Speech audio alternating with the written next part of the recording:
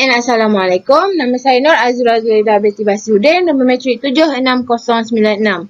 Saya ingin menerangkan tentang persaudaraan, iaitu kinship. Persaudaraan boleh didefinisikan sebagai perasaan berhubung dengan orang lain. Ia juga berasaskan peraturan. Kadang-kadang kita boleh katakan ianya sebagai undang-undang. Ianya selalu diambil mudah sebagai sesuatu yang semula jadi. Ia juga turut bertentangan dengan budaya. Budaya yang berbeza mendefinisikan sebagai darah secara yang berbeza, termasuk kedua-dua hubungan darah dan perkahwinan. Fungsi persaudaraan termasuk menyediakan kesinambungan antara generasi dan menentukan kumpulan di mana seseorang boleh bergantung kepada bantuan. Jenis kin ialah hubungan asas yang digunakan oleh ahli antropologi untuk menerangkan kandungan kategori persaudaraan. Yang pertama kita dapat jelaskan, jenis kerabat kononnya adalah unsur bebas budaya yang kita panggil mereka ni. Seterusnya, hubungan biologi menentukan jenis kerabat. Kin terms ialah label untuk kumpulan keluarga yang merangkumi satu atau lebih jenis keluarga. Keturunan unilian. Keturunan unilian ialah asas persaudaraan dalam 60% budaya di dunia. Ia juga paling dikaitkan dengan petroleum, sistem horticulture dan pertanian. Di Sarawak pertanian iaitu Cina, India, Iban, Kayan, Kenyah, Bidayuh, Matrilineal, Kelabit, keturunan berdasarkan pautan melalui bapa atau talian ibu. Kelebihan ialah membentuk kumpulan keturunan tidak bertindih yang mengekalkan diri mereka dari semasa ke semasa walaupun perubahan keahlian. Ia turut menyediakan keahlian kumpulan yang jelas untuk semua orang dalam masyarakat. Keturunan patrilineal ialah keturunan yang dikesan melalui keturunan lelaki. Warisan berpindah dari bapa kepada anak lelaki, juga penggantian kejawatan. Kedudukan lelaki sebagai bapa dan suami ialah sumber kuasa lelaki yang paling penting, contoh Nuer atau Sudan. Kita turut mempunyai keturunan matrilineal dan keturunan lineal. Sekian daripada saya, terima kasih. Hai Dr. Junah, nama saya Muhammad Najwan bin Jeffrey dan nombor kad matrik saya adalah 75703. Okey, saya akan menerangkan apakah itu cinta ataupun love. Sebenarnya kita tahu sebagai seorang manusia, biasanya kita mesti akan ada satu perasaan yang dipanggil cinta. Secara semula-jadinya manusia mesti akan ada wujud rasa cinta di dalam diri mereka.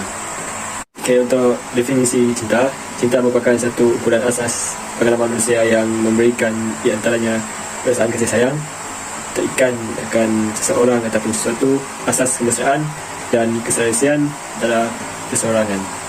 Khususnya adalah apabila manusia telah pun jatuh cinta, mereka akan rela berkorban untuk orang lain sekiranya mereka jatuh cinta kepada manusia.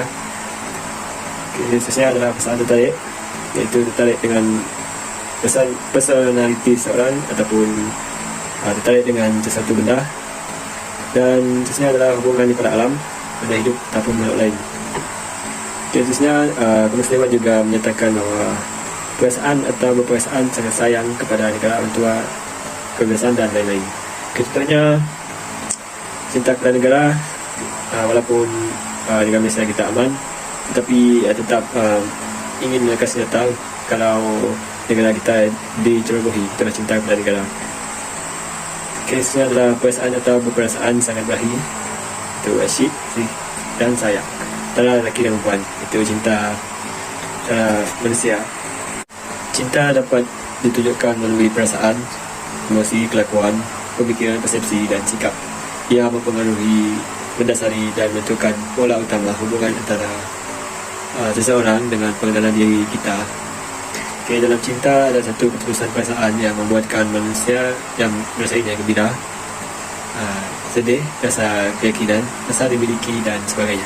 Okay, khususnya adalah dalam cinta biasanya terdapat tersimpan 1000 macam perasaan yang masukkan, ingin makan, mulanya saya suka, hati meletak, mulut tersenyum tanpa bicara, muka bertambah seri, bertambahnya orang yang baru saja selesai melakukan perkahwinan, muka mereka berseri dan mereka cinta itu jadi milik mereka.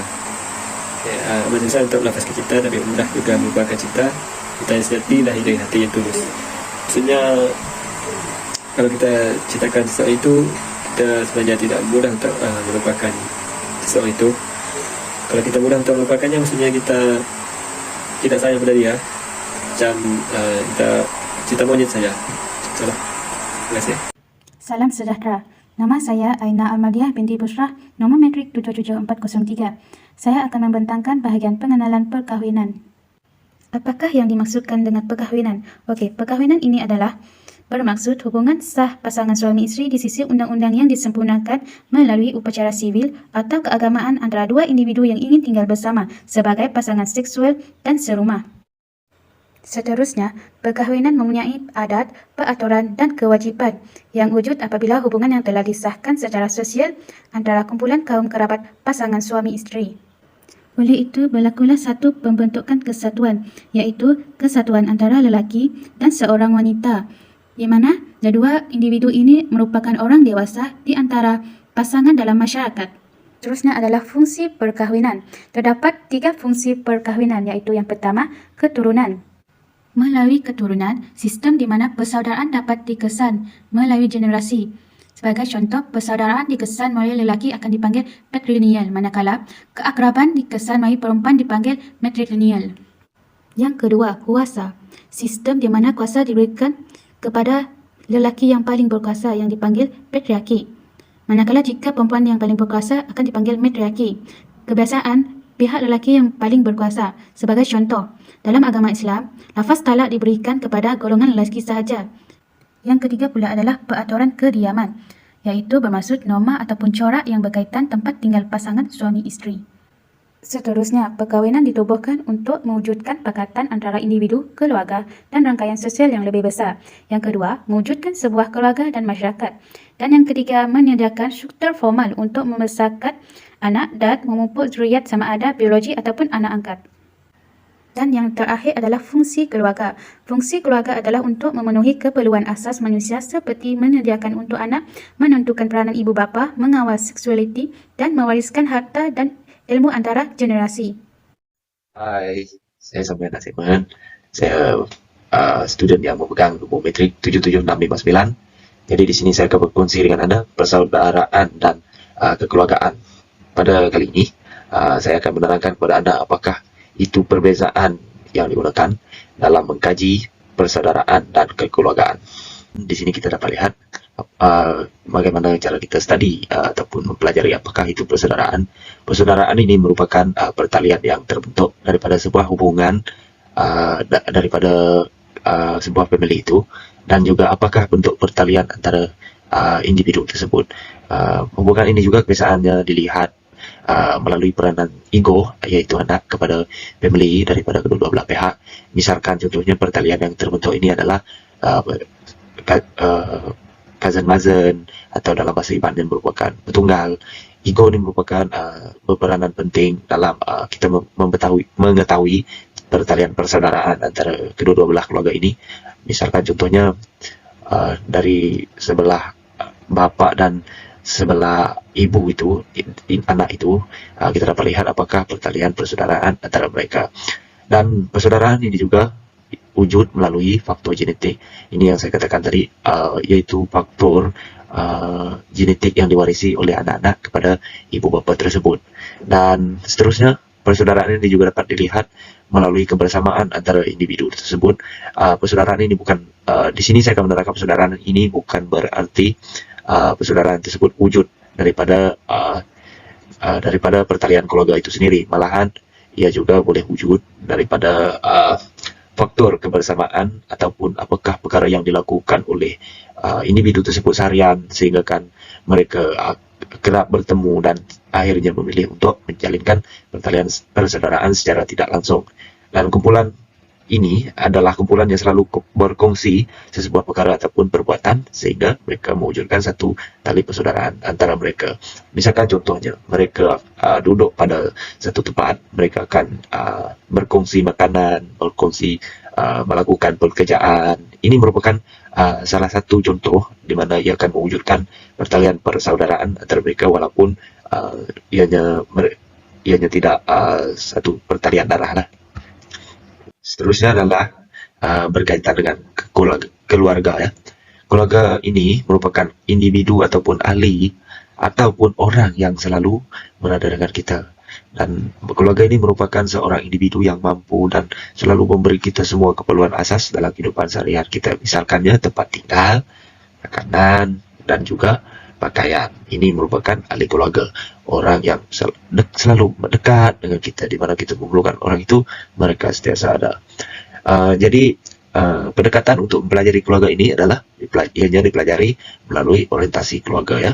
Jadi terdapat banyak jenis orientasi keluarga, yaitu Eulinial, di mana Eulinial ini ego itu ataupun anak itu bergantung kepada sebuah keluarga saja, pada sebuah keluarga daripada ibu atau bapa.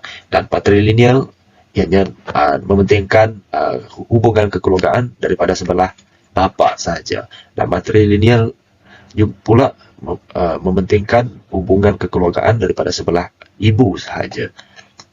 Dan ambilineal, di mana ego itu ataupun anak itu berhak untuk memilih sama ada dia dari mementingkan keluarga daripada sebelah bapa dia ataupun daripada sebelah ibu dia. Dan bilateral pula, kedua-dua belah adalah sangat penting untuk si anak itu ataupun ego itu.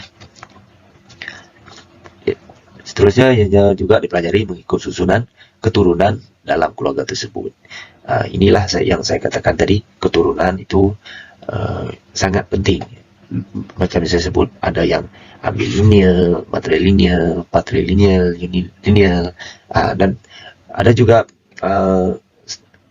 disebabkan oleh perubahan peredaran masa keluarga ini, ada juga yang wujud atas faktor ketersamaan dan ada hubungan yang terjalin antara dua belah keluarga. Ianya bukan berkaitan dengan hubungan di mana kita satu pertalian darah, bukan, tapi ianya juga disebabkan wujudnya ketersamaan, di mana kedua-dua belah keluarga itu selalu berkongsi sesuatu perkara, misalkan makan, misalkan mereka berjiran, dan akhirnya mereka boleh menjalankan hubungan kekeluargaan secara tidak langsung mengikut keselesaan mereka. Dan keluarga ini boleh wujud dalam banyak bentuk. Ianya terbentuk daripada sebuah perkawinan. Keluarga ini boleh juga dikatakan ada yang keluarga ini terdiri daripada ibu atau bapa tunggal. Dari ketiga, ianya hubungan antar-general, keluarga yang penuaan di mana datuk dan nenek sahaja, dan hubungan sama jantina ini ataupun same sex couple, dan yang akhir sekali hubungan daripada masa kecil, itu merupakan keluarga. Sekian, terima kasih, itu saja daripada saya. Assalamualaikum dan salam sejahtera kepada rakan-rakan dan doktor pembimbing, iaitu Dr. Juna. Saya Halim bin Saturnino bernombor matrikskan 74939 ingin membentangkan berkaitan kesimpulan. Secara kesimpulannya, kinship merupakan pertalian darah di antara seseorang individu dengan individu lainnya. Sebagai contoh, pertalian darah di antara seorang cucu dengan atuknya. Antara istilah biasa yang sering digunakan bagi menjelaskan seseorang itu mempunyai pertalian darah dengan orang lain ialah pakcik, makcik, atau nenek, cucu, dan juga lain-lain lagi. Hal ini bertujuan menjelaskan pangkat seseorang dalam salah sila keluarga tersebut. Seterusnya, kita juga dapat menyimpulkan bahawa cinta yang dimaksudkan dalam topik ini ialah perasaan yang menyenangkan ataupun perasaan suka maupun nyaman serta senang dengan seseorang. Perasaan ini biasanya akan timbul terhadap keluarga kita ataupun orang lain yang hendak dijadikan pasangan hidup. Akhir sekali, kesimpulan yang boleh kita berikan berdasarkan topik ini ialah perkawinan. Perkawinan bermaksud menyatukan dua insan menjadi pasangan hidup dan diharapkan berkekalan hingga ke akhir hayat. Ianya penting bagi meneruskan generasi sesebuah keluarga pada masa akan datang. Oleh itu, perkawinan bukanlah sesuatu yang mudah kerana perlu melakukan sesuatu yang diajarkan oleh nenek moyang serta berpandukan agama individu yang hendak berkahwin. Contohnya, adat istiadat perkawinan serta kewajipan dalam melakukan perkawinan. Hal ini bertujuan untuk mendisiplinkan seseorang individu daripada perkara-perkara yang tidak diinginkan seperti seks luar nikah dan juga keruntuhan akhlak anak-anak muda pada masa kini.